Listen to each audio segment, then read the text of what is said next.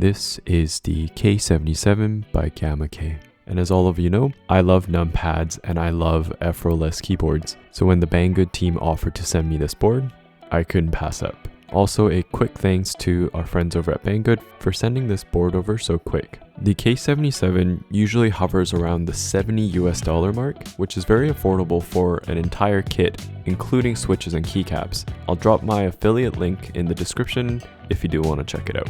Alright, let's look at some of its characteristics. As you can see, the layout is missing the F-row as well as the rightmost column, which in my opinion does take some time to get used to. And to provide some typing angle, the K77 has these nice solid large bump-ons on the rear side of the bottom case, which is honestly a huge improvement over some of the older GamaKay units like the K77. And the case design is a classic stacked plexiglass design, so the typing feel does tend to be on the stiffer side. The board also does house a USB Type-C PCB, however it's not QMK or VIA compatible, and unfortunately you do have to use a proprietary driver. And I don't typically highlight this feature, but the RGB on this board is absolutely insane. And as you see here, the frosted plexiglass diffuses the light very nicely, and I honestly kind of love it. The board is hot swappable and comes with Gatoron switches of your choice. In my case, it came with Gap Blacks. And the PCB supports 5-pin switches, but they are unfortunately north facing, so keep those in mind.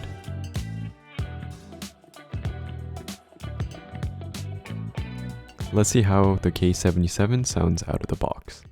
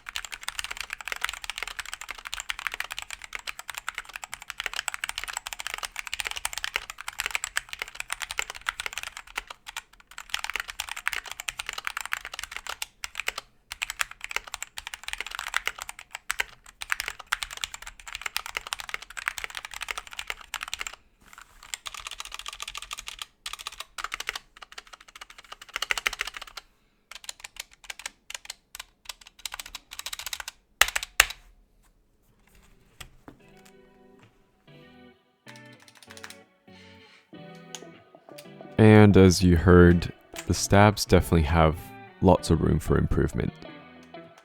However, the overall sound does tend to be quite decent, even with stock switches, so I decided to try just modding the stabilizers to see how nice I can make the sound without lubing and tuning the entire board.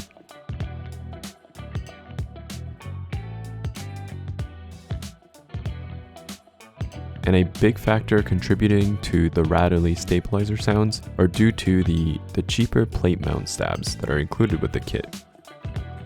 Instead of modding and installing a more expensive but better plate mount stabs, to keep the budget build theme, I decided to just mod the existing stabs.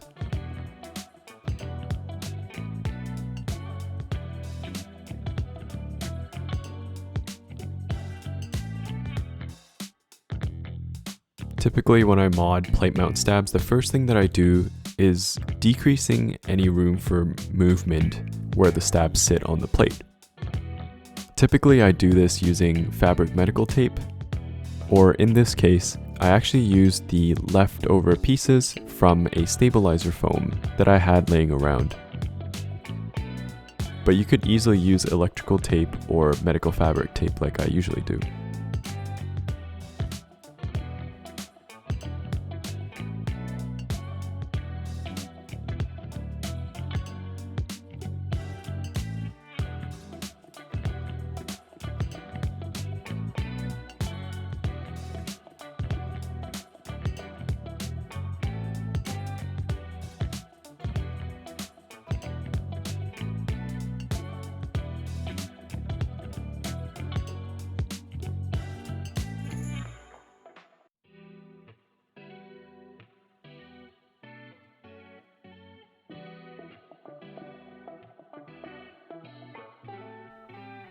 With the padding all done, I went full lazy mode and just used some syringe filled with dielectric grease to get into the grooves where the wires snap in, as well as just plugging the butt as Minterly would say it.